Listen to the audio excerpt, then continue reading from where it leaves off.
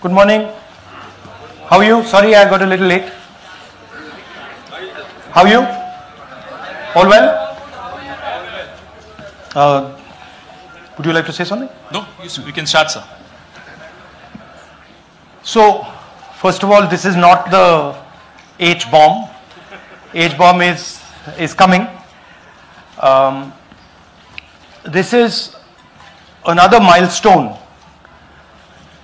in setting up and demonstrating to the youth of this country how elections are being rigged.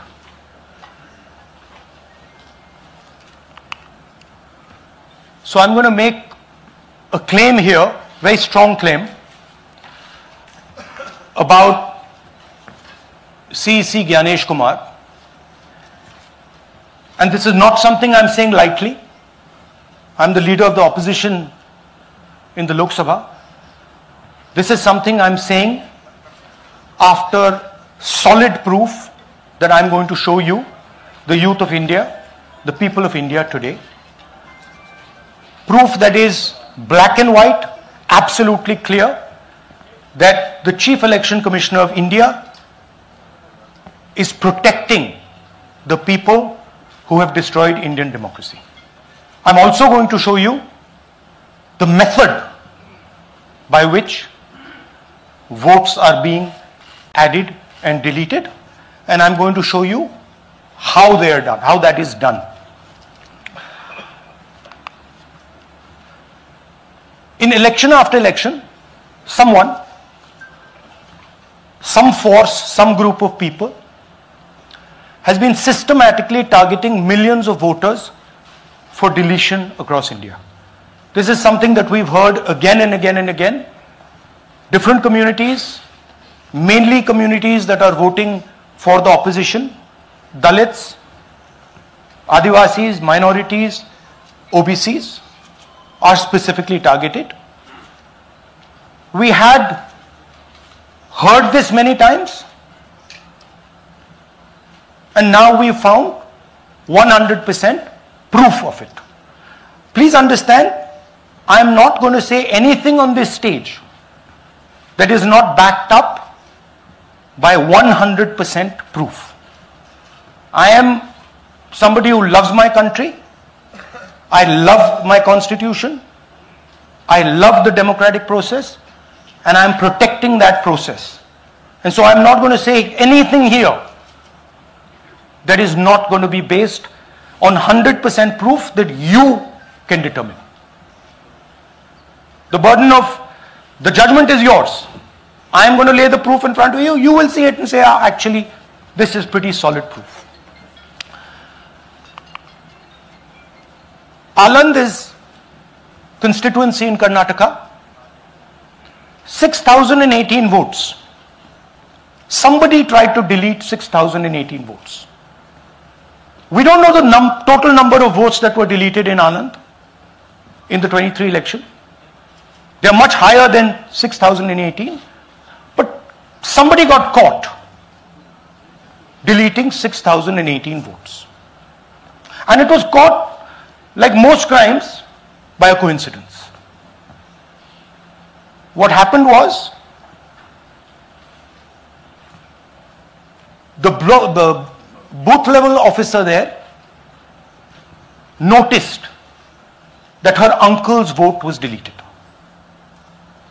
And so she checked who deleted her uncle's vote, and she found that it was a neighbor. पड़ोसी ने uncle का vote delete किया था. उसने जाके पड़ोसी से पूछा कि आपने मेरे अंकल का वोट क्यों डिलीट किया. पड़ोसी ने कहा, मैं तो जानता ही नहीं, मैंने तो कुछ वोट डिलीट ही नहीं किया. Neither did the person deleting the vote know, nor did the person whose vote was deleted know. Some other force hijacked the process and deleted the vote. And as luck would have it, got caught. What does the operation look like? In Anand, 6,018 applications were filed.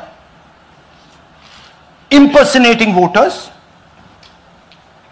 The people who filed these applications actually never filed them. And we will show you evidence of that on this stage. The filing was done automatically using software. We will show you that. Mobile numbers from outside Karnataka, from different states, and you can see on the map, from different states were used to delete numbers in Aland.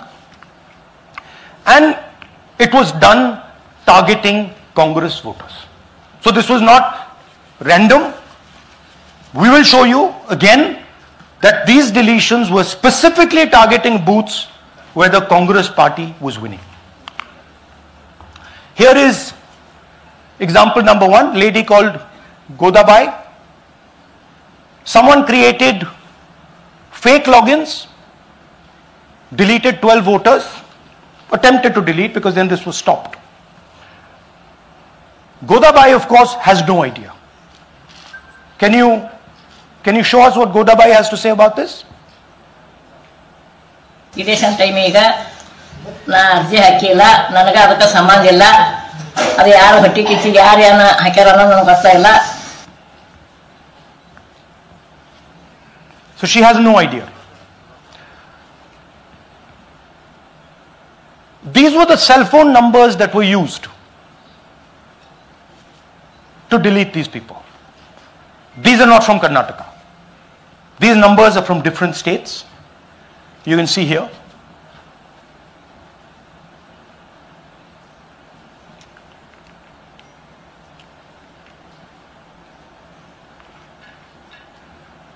So the question is, whose numbers are these? How were they operated? Where were they operated from? Who generated the OTPs to disturb the process? Now these are questions that arise out of this. Here's example 2, Suryakant. This gentleman apparently deleted 12 voters in 14 minutes. He filled 12 deletion forms in 14 minutes. I'd like you to meet him. He's here. That's one of the people. That's one. Namaskar bhi aiye. Babita Chaudhary is one of the votes that he is supposed to have deleted. Aiye bhaiya. He is supposed to have deleted. This is the gentleman. ये इनका vote delete किया जा रहा था. ये कर रहे थे. इनसे आप पूछिए. बताइए. That's our candidate. हाँ. कन्नड़ा में बोलिए. ನನ್ನ ಹೆಸರು ಸೂರ್ಯಕಾಂತ್ ಗೋವಿನ. ನಾನು ಸರ್ಸಂಬ ಗ್ರಾಮದಲ್ಲಿ ಇದ್ದೆ. ನನಗೆ ನಾಲೆಜ್ ಕೇಳದೆ ನನ್ನ ಹೆಸರು ಮೇಲೆ 9 ಜನರ ಲಿಸ್ಟನ್ನು ಡಿಲೀಟ್ ಮಾಡಿದ್ದಾರೆ. ಅದು ಯಾಕಂತ ಇವರು ನನಗೆ ಬಂದು ಕೇಳಿದರು, ನಮ್ಮ ಹೆಸರು ನೀವು ಯಾಕೆ ಡಿಲೀಟ್ ಮಾಡಿದ್ರಿ ಅಂತ. ಅದಕ್ಕೆ ನಾನು ನಮ್ಮ ಸಾಹೇಬ್ರಿಗೆ ಹೇಳಿದೆ, ನಾನು ಡಿಲೀಟ್ ಯಾರಿಗೂ ಮಾಡಿಲ್ಲ, ಅಪ್ಲಿಕೇಶನ್ ಕೊಟ್ಟಿಲ್ಲ, ಆದರೂ ಡಿಲೀಟ್ ಆಗ್ಯದ, ಅದು ನೋಡ್ರಿ ಅಂತ. ಹಾಗಾಗಿ ತಹಶೀಲ್ದಾರ್ಗೆ ಹೋಗಿ ಕಂಪ್ಲೇಂಟ್ ಕೊಟ್ವಿ. ಮತ್ತು ಕಮಿಷನರ್ ಇದು ನಮ್ಮ ಜಿಲ್ಲಾ ಎಲೆಕ್ಷನ್ ಒಂದು ಇದಕ್ಕೆ ಕಂಪ್ಲೇಂಟ್ ಕೊಟ್ವಿ. ನನ್ನ ಹೆಸರು ಮೇಲೆ 12 ಜನರದು डिलीट ಮಾಡಿದ್ದು ನಿಜ ಇರ್ತದೆ. थोड़ा ट्रांसलेट कर लीजिए. मेरे नाम पे 12 लोगों का नाम डिलीट किया गया है. हालांकि मुझे मालूम नहीं, मैं कभी किसी को मैसेज भेजा भी नहीं, मैं बुलाया भी नहीं. ये बबीता आके पूछने से पता चला कि मैंने मेरे फ़ोन से ऐसा मैसेज, लेकिन असल में मैंने किसी को भी मैसेज नहीं किया. आप कुछ कहेंगे? नहीं, ठीक है. Thank you, thank you. Third example, Nagaraj. 2 applications filed and submitted in 36 seconds. Please try and fill these forms and see how long it takes you. Try and fill. And I ask Youth of India, try it. Try and fill the form, 2 forms, in 36 seconds. You'll see the answer to this question. Notice also what time this gentleman fills the form. For some reason he gets up at 4:07 in the morning and suddenly fills 2 forms in 38 seconds.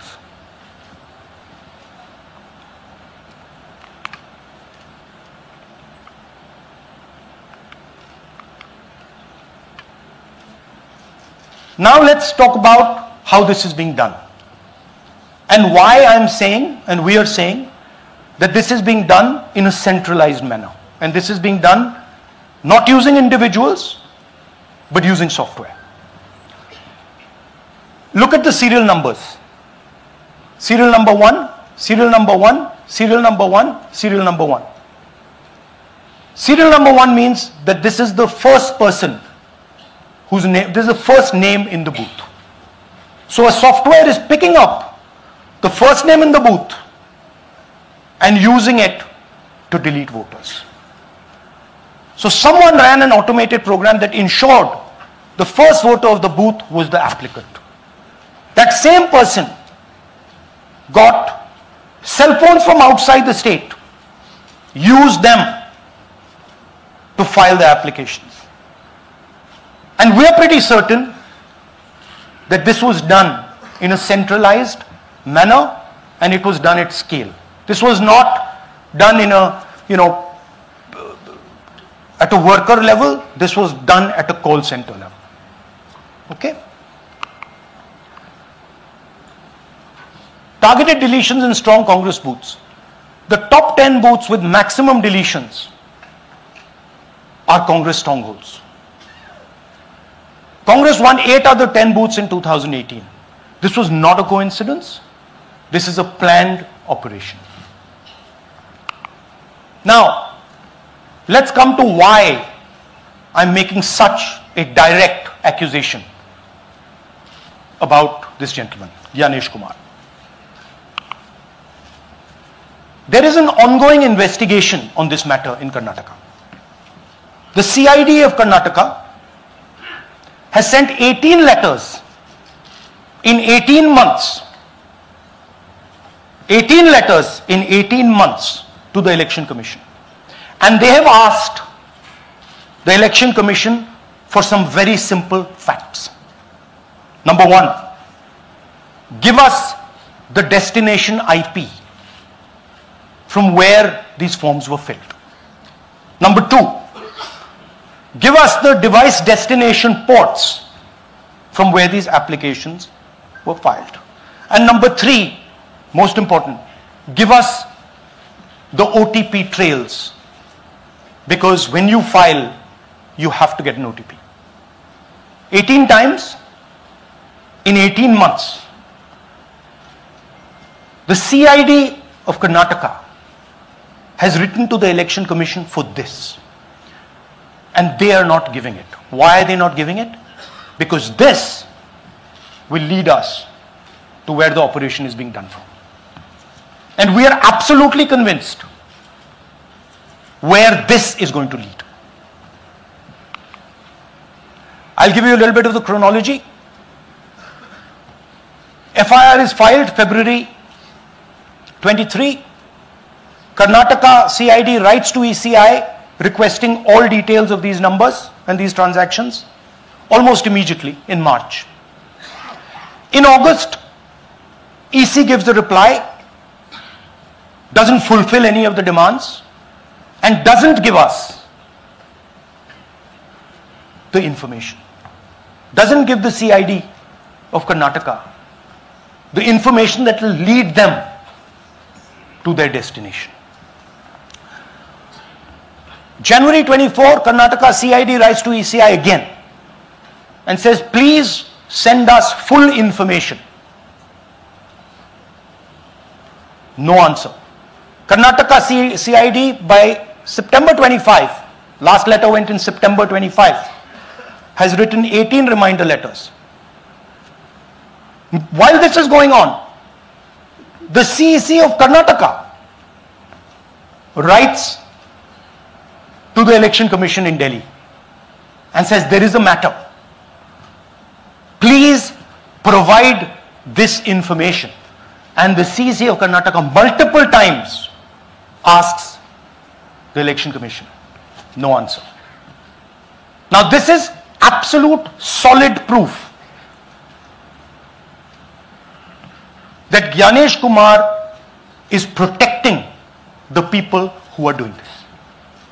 This is also absolute solid proof, what I've shown you, that this is being done in a centralized way, this is being done at scale, and this is being done using large resources.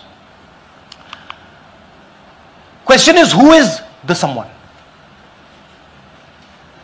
And the answer is with the EC today. The Election Commission of India knows who is doing this. And I want every single youngster in India to know that they're attacking this.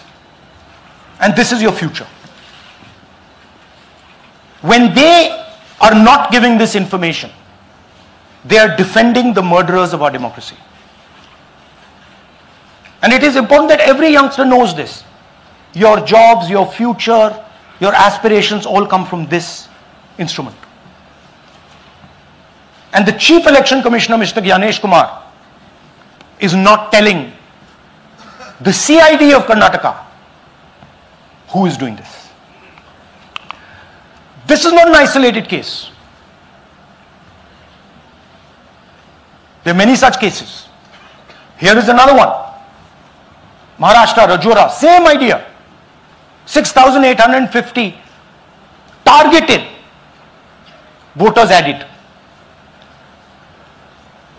Anand we caught deletions, Rajora we caught additions. But the basic idea is the same.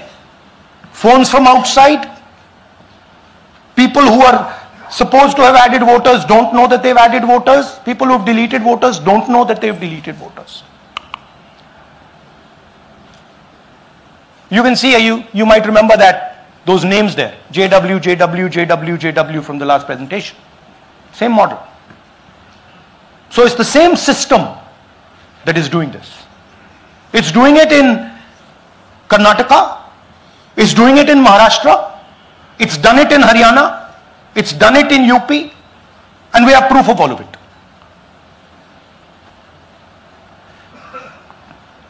Names are being filled, addresses, the address is Sasti, Sasti, Sasti, Sasti. Name is UQ, JJW.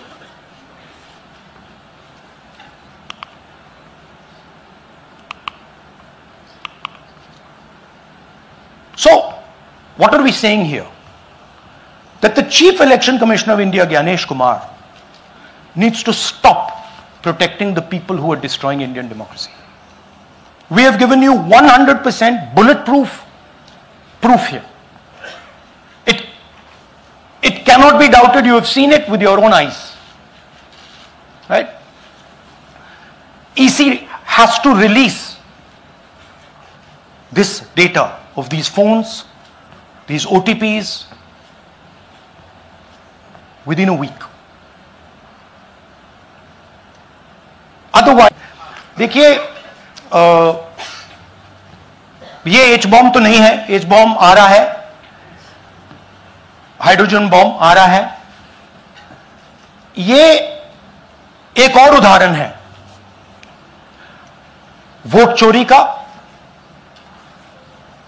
पिछली बार मैंने आपको editions के बारे में बताया था, ये हम आपको डिलीशंस के बारे में दिखा रहे हैं, और सबूत के साथ हम आपको दिखाएंगे कि ये जो डिलीशंस हुए हैं ये सेंट्रलाइज तरीके से कॉल सेंटर के प्रयोग करके, सॉफ्टवेयर के प्रयोग करके किए गए हैं.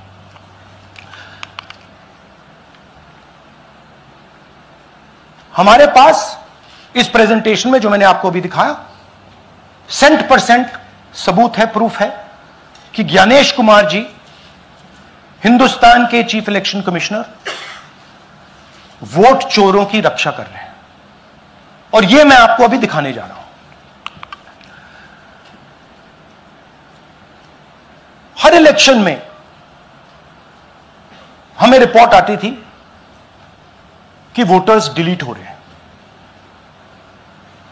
कांग्रेस वोटर्स डिलीट हो रहे हैं, ऑपोजिशन के वोटर्स डिलीट हो रहे हैं, दलित वोटर्स डिलीट हो रहे हैं, आदिवासी हो रहे हैं, माइनॉरिटी वोटर्स डिलीट हो रहे हैं, ओबीसी वोटर्स डिलीट हो रहे हैं। मगर जब डिलीट होते हैं ऑपोजिशन के ही होते हैं।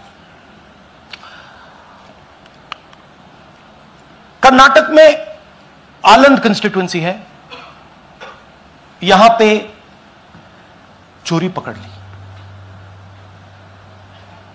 कोइंसिडेंस से पकड़ी। वहां की जो बीएलओ थी उसने देखा कि उसके रिश्तेदार को डिलीट कर दिया गया था। जैसे चोरी पकड़ी जाती है, कोई छोटी सी गलती हो जाती है, हाथ आ जाती है। अलंद में 6018 वोटर्स डिलीट हुए, उसमें से इनकी रिश्तेदार थे। उन्होंने पता लगाया कि मेरे रिश्तेदार को डिलीट किसने किया। पता लगा कि पड़ोसी ने रिश्तेदार को डिलीट किया। बीएलओ ने जाके पड़ोसी से पूछा कि भाई आपने मेरे रिश्तेदार को क्यों डिलीट किया। पड़ोसी ने कहा मैंने तो नहीं किया। बीएलओ सस्पिशियस हो गई, शक पड़ा, उसने प्रोसेस चालू कर दी।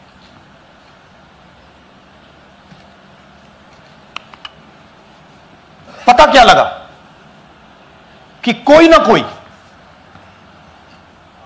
किसी ने अलंद में वोटर डिलीशन सिस्टमैटिकली ऑर्गेनाइज तरीके से, सेंट्रलाइज तरीके से किया। हमें यह नहीं मालूम कि आलंद में कितने वोटर डिलीट हुए, क्योंकि इससे बहुत ज्यादा हो सकते हैं। 6000, तकरीबन 6000 पकड़े गए, उस पर इन्वेस्टिगेशन हो गया। क्या पता लगा कि फाइलिंग ऑटोमेटिकली ऑनलाइन हो रही है। मोबाइल नंबर्स कर्नाटक के नहीं यूज हो रहे, मोबाइल नंबर्स दूसरी स्टेट्स के यूज हो रहे हैं। इनफैक्ट कर्नाटक के नंबर थे ही नहीं उसमें। मतलब आप दिल्ली में बैठे डिलीट कर रहे हो, आपका नंबर तमिलनाडु का है। आप गुड़गांव में डिलीट कर रहे हो, आपका नंबर झारखंड का है। और जब हम चेक कर रहे हैं कि भैया आपका नंबर है, तो आपका नंबर है ही नहीं, किसी और का नंबर है।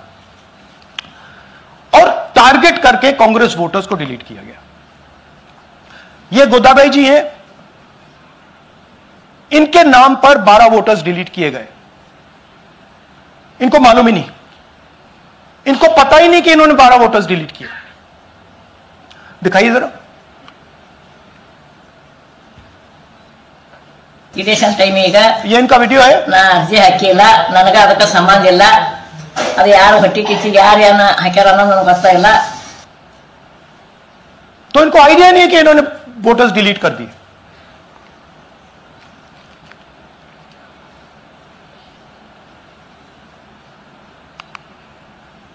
ये सारे के सारे जो नंबर्स हैं, ये कर्नाटक के नंबर्स नहीं है, ये अलग अलग स्टेट्स के नंबर्स हैं। और इन नंबर्स को आप फोन करके देखिए, रिप्लाई नहीं आता है।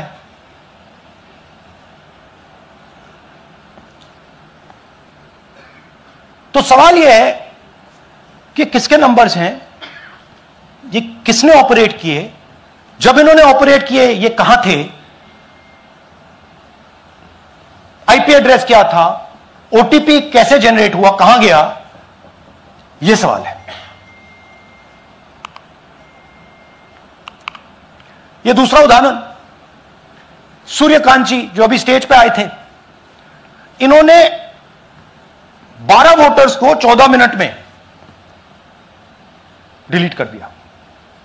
आप फॉर्म भरने की कोशिश कीजिए, डिलीशन फॉर्म भरने की कोशिश कीजिए, देखिए। और जब हमने इनसे पूछा कि भैया आपने ये कैसे किया, वो कहते हैं मैंने तो नहीं किया, मैं तो जानता ही नहीं हूं।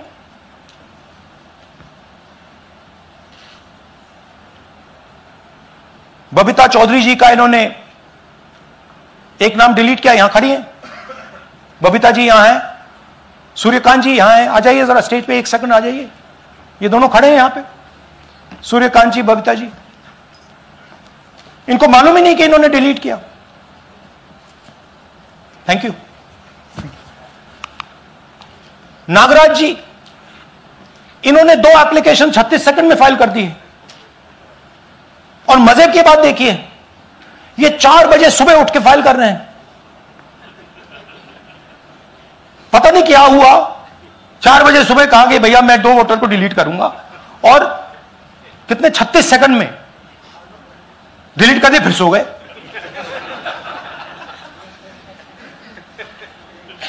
हमारी माइंड में पहले सवाल था कि क्या इलेक्शन कमीशन भी सो रहा है, मगर नहीं, सोया कोई नहीं है, जगे हुए हैं, सिस्टमैटिकली मदद हो रही है। यह देखिए दूसरी बात, जो भी डिलीट कर रहा है वोटर लिस्ट में उसका सीरियल नंबर 1 है। मतलब जो भी वोटर लिस्ट में पहले नंबर पे आता है वही डिलीट कर रहा है। 5वें नंबर वाला, 7वें नंबर वाला, 10वें वाला कोई नहीं कर रहा। तो हो क्या रहा है, सॉफ्टवेयर से यह काम किया जा रहा है। सॉफ्टवेयर प्रोग्राम कह रहा है पहला नाम निकालो और इसका प्रयोग करके डिलीट करो। टारगेटेड डिलीशंस हो रहे हैं। कांग्रेस पार्टी पर आनंद में अटैक किया।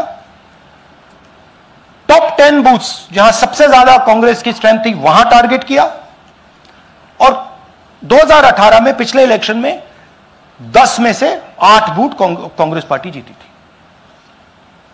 और इन 8 में से इन्होंने 6000 लोग उड़ाने की कोशिश की। ये कोइंसिडेंस नहीं था, ये प्लान था, और ये सेंट्रलाइज तरीके से किया जा रहा है। अब मैंने बहुत बड़ी बात बोली, चीफ इलेक्शन कमीशन के बारे में मैंने बोला कि यह व्यक्ति वोट चोरों की रक्षा कर रहा है। जो भी मैं यहां बोल रहा हूं 100% प्रूफ के साथ, सबूत के साथ बोल रहा हूं। और मैं अभी आपको दिखाना चाहता हूं कि मैं ये शब्द क्यों बोल रहा हूं और किस बेसिस पे बोल रहा हूं। आपको अपनी आंखों से यह दिखेगा।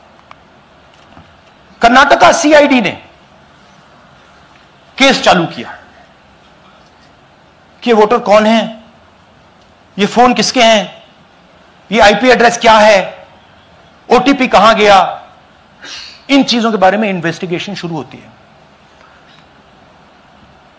कर्नाटक सीआईडी ने हिंदुस्तान के इलेक्शन कमीशन को 18 चिट्ठियां लिखी हैं। हमें आप ये इंफॉर्मेशन दीजिए, बिल्कुल क्लियर है। डेस्टिनेशन आईपी दीजिए, डिवाइस डेस्टिनेशन पोर्ट दीजिए, ओटीपी ट्रेल दीजिए, फोन नंबर्स दीजिए, फोन नंबर्स के मालिकों के नाम दीजिए। क्लियरली पूछा है, नो आंसर।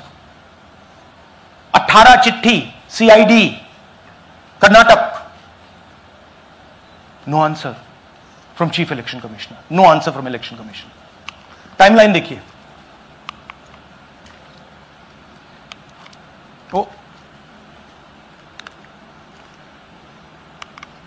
ओके, फरवरी 23 में इन्वेस्टिगेशन शुरू होती है। मार्च 23 में कर्नाटका सीआईडी चिट्ठी लिखती है ईसीआई को कि हमें सारे डिटेल्स दे दीजिए। अगस्त में इनकंप्लीट डिटेल्स दी जाती हैं, जिससे कोई इन्वेस्टिगेशन आगे नहीं बढ़ेगा। जिन चीजों की जरूरत थी वो नहीं दी, जिसकी जरूरत नहीं थी वो सारी दे दी। पहला सबूत। दूसरा सबूत, 18 बार रिमाइंडर लेटर गए हैं। आपको अगर सीआईडी एक बार लेटर भेज दे और आप नहीं गए, आप जानते हो क्या होगा। यहां पे इलेक्शन कमीशन को 18 बार लेटर गए हैं, कुछ नहीं हुआ है। बाद में क्या होता है, कर्नाटक ईसी इलेक्शन कमीशन को लिखता है, कहता है भैया हमें दे दीजिए, आपको इंफॉर्मेशन देना पड़ेगा नो रिप्लाई। मार्च 25 में आखिरी लेटर सितंबर में गया है, कुछ ही दिन पहले, नो रिप्लाई फ्रॉम ईसी। यह है सबूत कि ज्ञानेश कुमार जी वोट चोरों की रक्षा कर रहे हैं, और यह ब्लैक एंड व्हाइट सबूत है, इसमें कोई कंफ्यूजन नहीं है कहीं।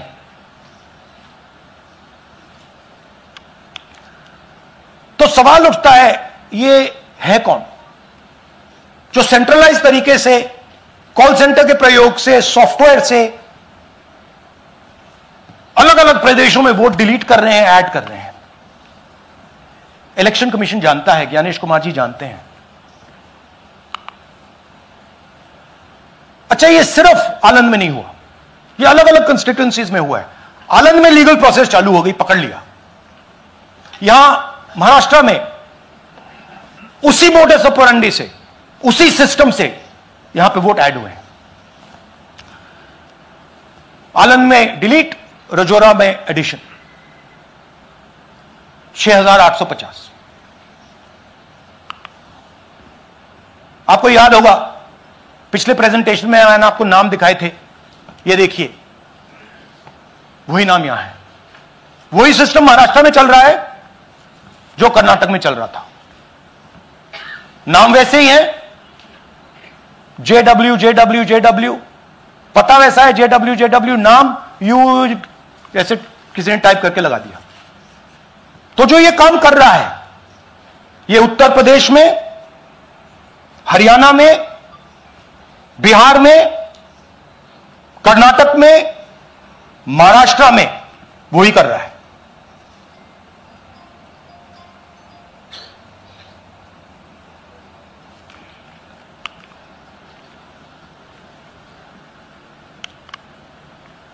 तो हमारी डिमांड है, ज्ञानेश कुमार जी, आप अपना काम कीजिए। आपने ओथ लिया है, आप हिंदुस्तान के चीफ इलेक्शन कमिश्नर हैं। आपसे कर्नाटक की सीआईडी सबूत मांग रही है। आप कर्नाटक की सीआईडी को यह सबूत 1 सप्ताह के अंदर दे दीजिए, नहीं तो पूरा हिंदुस्तान के सारे युवा इस बात को एक्सेप्ट करेंगे कि आप हिंदुस्तान के कॉन्स्टिट्यूशन, हिंदुस्तान के संविधान की हत्या में शामिल हो, हिंदुस्तान की संविधान की रक्षा नहीं कर रहे हो, और वोट चोरों की आप मदद कर रहे हो।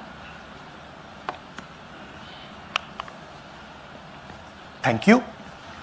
और थोड़ी देर में हम आपको हाइड्रोजन बॉम्ब दिखाने जा रहे हैं। नहीं, आज नहीं, थोड़ी देर में उसकी प्रिपरेशन चल रही है। क्योंकि हम देखिए, मैंने टीम से कहा है कि अगर मैं स्टेज पे जा रहा हूं, ब्लैक एंड व्हाइट प्रूफ नहीं होगा, मैं नहीं जाऊंगा। अगर ब्लैक एंड व्हाइट प्रूफ होगा, जो कोई मतलब उसको निगेट नहीं कर सकता, मैं जाऊंगा। मैं देश के कॉन्स्टिट्यूशन की रक्षा कर रहा हूं, संविधान की रक्षा कर रहा हूं, मैं लोकतंत्र की रक्षा कर रहा हूं, और मैं सच्चाई आपके सामने रख रहा हूं। बहुत बहुत धन्यवाद, नमस्कार, जय हिंद। सर, 3 सवाल। पीटीआई से संजीव चोपड़ा। या राहुल जी, दिस साइड। या राहुल जी इधर, हाँ, कहाँ है? To your right. हाँ, हेलो राहुल जी, आज आपने नया खुलासा किया है कि कैसे वोट चोरी हो रही है। आपने पहले भी महादेवपुरा के बारे में बताया कि कैसे एडिशंस हो रही हैं, अब आपने बताया कैसे डिलीशंस हो रही हैं। लेकिन देखने में ये आ रहा है कि इलेक्शन कमीशन इस पे कोई एक्शन नहीं ले रहा, और आगे चल के वो तैयारी कर रहे हैं पूरे देश में एसआईआर लाने की। तो आप इस मुहिम को आगे कहां तक ले जाएंगे, और एसआईआर के बारे में क्या करने वाले हैं? देखिए, हम आपके सामने क्रिमिनलिटी रख रहे हैं। हमारा काम आपके सामने सच्चाई रखने का है, और हम रख रहे हैं। हिंदुस्तान में दूसरे इंस्टीट्यूशंस भी हैं, सिर्फ इलेक्शन कमीशन नहीं है, लीगल सिस्टम है, उनको भी इन चीजों को देखना चाहिए। यहां पे हम चीफ इलेक्शन कमिश्नर के बारे में ब्लैक एंड व्हाइट कह रहे हैं। आपने कहा कि हमने एडिशन डिलीशन दिखाया,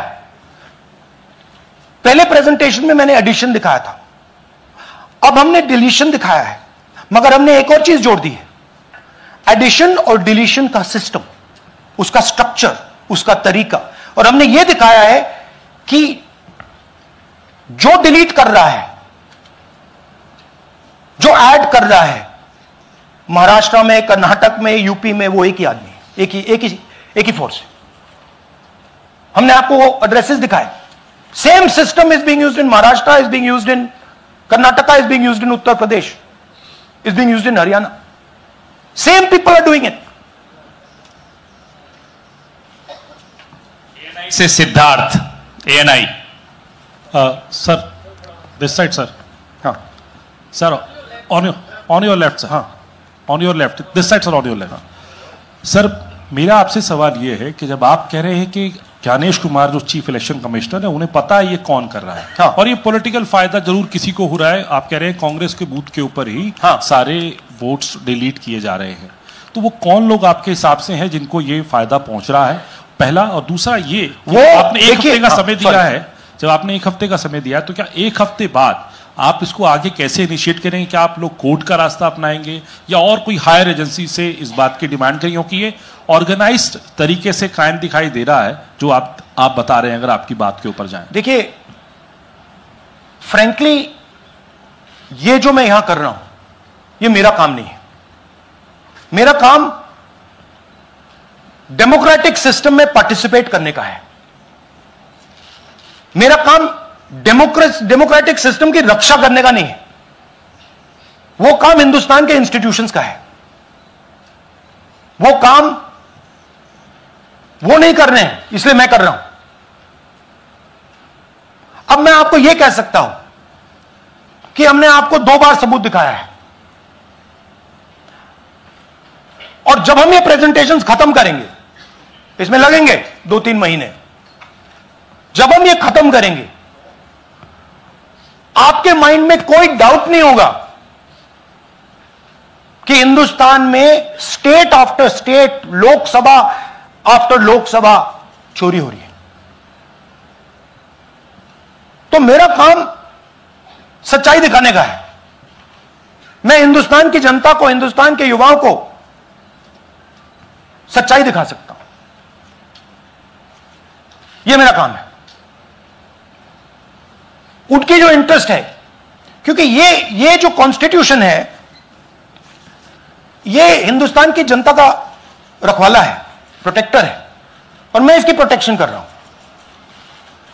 इसकी प्रोटेक्शन करने का काम हिंदुस्तान के इंस्टीट्यूशंस का है, हिंदुस्तान के ऑपोजिशन लीडर का नहीं है, मगर इंस्टीट्यूशंस नहीं करने हैं।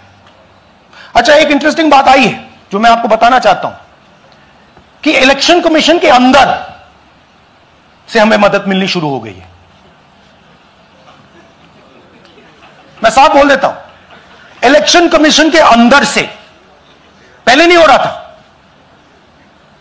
अब इलेक्शन कमीशन के अंदर से इंफॉर्मेशन आ रही है। यह रुकेगा नहीं, यह रुक नहीं सकता है, क्योंकि हिंदुस्तान की जनता इस बात को एक्सेप्ट नहीं करेगी। एक बार हिंदुस्तान की जनता को, हिंदुस्तान के युवाओं को पता लग गया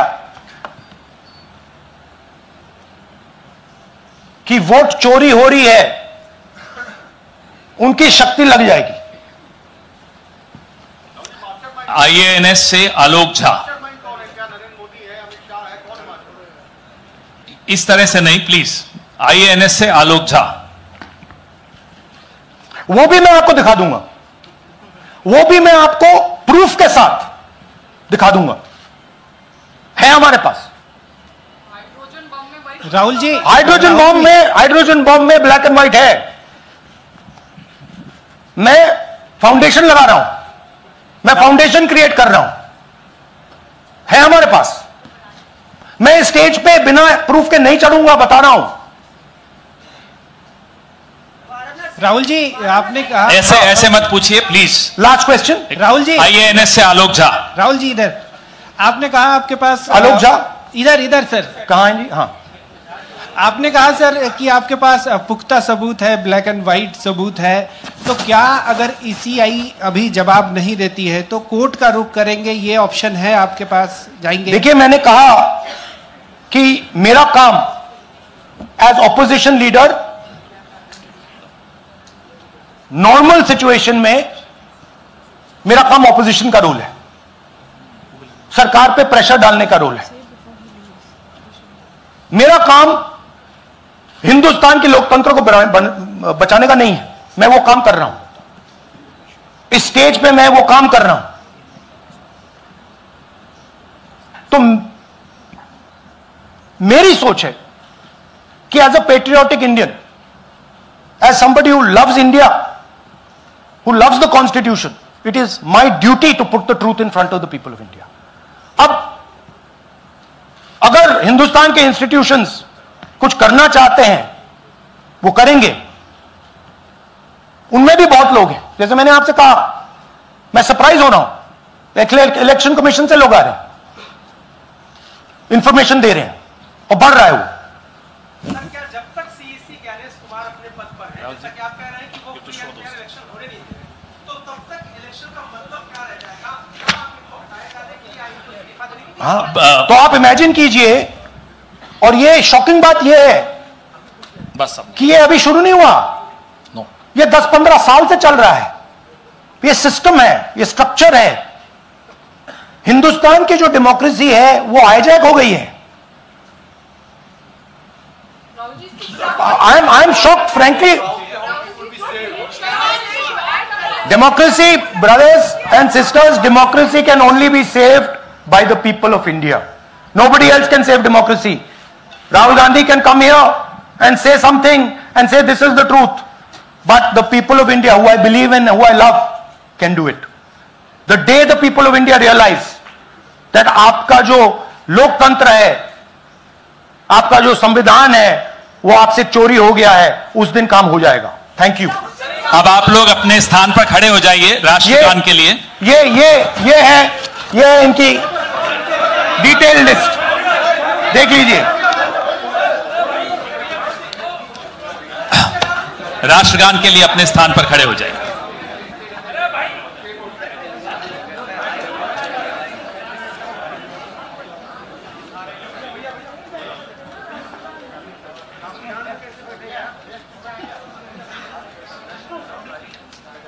भारत भाग्य विधाता, पंजाब सिंध गुजरात मराठा, द्राविड़ उत्कल बंगा, विंध्य हिमाचल यमुना गंगा, उच्चल जलधि तरंगा, तव शुभ नामे जागे, तव शुभ आशीष मांगे, गाहे तव जय गाथा, जन गण मंगलदायक जय हे भारत भाग्य विधाता, जय हे जय हे जय हे जय जय जय जय हे। Thank you.